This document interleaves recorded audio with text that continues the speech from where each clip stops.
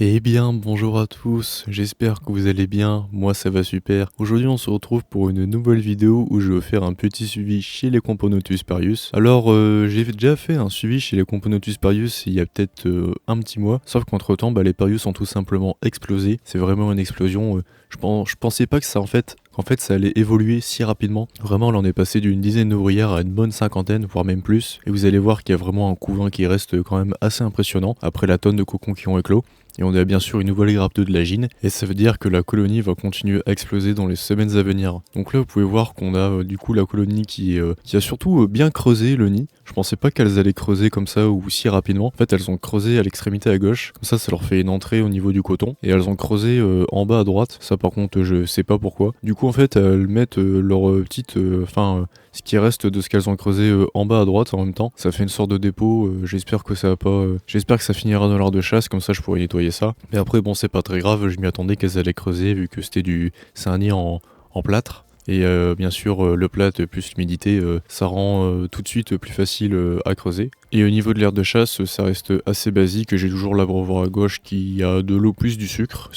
Ça a toujours fonctionné chez moi, donc je sais pas pourquoi je devrais changer. Et en termes de protéines, je donne 2 blattes Red Runner par semaine. Et comme vous pouvez le constater, ça fonctionne très bien parce que le couvain est vraiment très généreux et ça prospère dans ce petit nid. Là ici, vous pouvez voir Madame Lagine qui se porte vraiment très bien avec son petit couvain, bien sûr. C'est évident que c'est vraiment un gros couvain. Voilà, je m'attendais vraiment pas à ce que ça explose si rapidement. J'ai une cinquantaine d'ouvrières maintenant. Lors du dernier suivi, j'en étais à maximum 15. Et le couvain, il reste quand même assez important. On a toujours des larves, on a des cocons. Et bien sûr, on a Madame Lagine qui continue à pondre de temps en temps. Et comme d'habitude, c'est une espèce qui continue de m'impressionner par son comportement. C'est vraiment une espèce qui a un comportement assez agressif du moment où on la dérange un peu et qu'on met de la nourriture, par exemple une blatte, dans l'aire de chasse.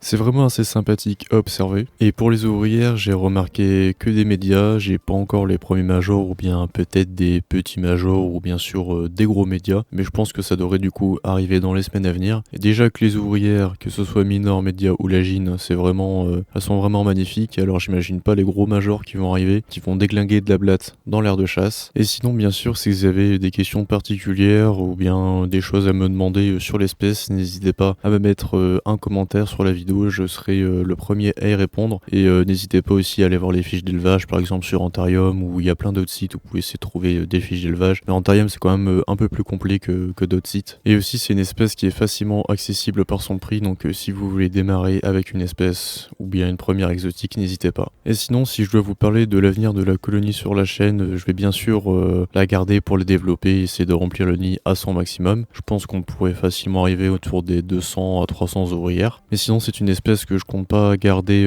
indéfiniment sur la chaîne et dans mon élevage, parce que le projet que j'avais avec cette espèce était de la faire fonder en ginsol et de réussir à avoir une belle colonie. Et vu comment ça part, je pense que je vais vite réussir cet objectif. Du coup, je pense que pour cet été, il y aura cette colonie qui sera disponible, donc si des personnes voudront se faire plaisir avec cette petite colonie, elle sera disponible par exemple sur Discord, sur Facebook. Et sinon, j'en ai terminé avec ce petit suivi chez cette magnifique espèce qui est la Camponotus parius. Si vous avez aimé la vidéo, n'hésitez pas à mettre un petit pouce bleu. Si vous avez des questions, les commentaires sont là, je serai bien sûr le premier à y répondre. Et si vous voulez suivre l'actualité de la chaîne et la suite de cette espèce, n'hésitez pas à vous abonner. Moi je vous laisse ici, allez salut tout le monde.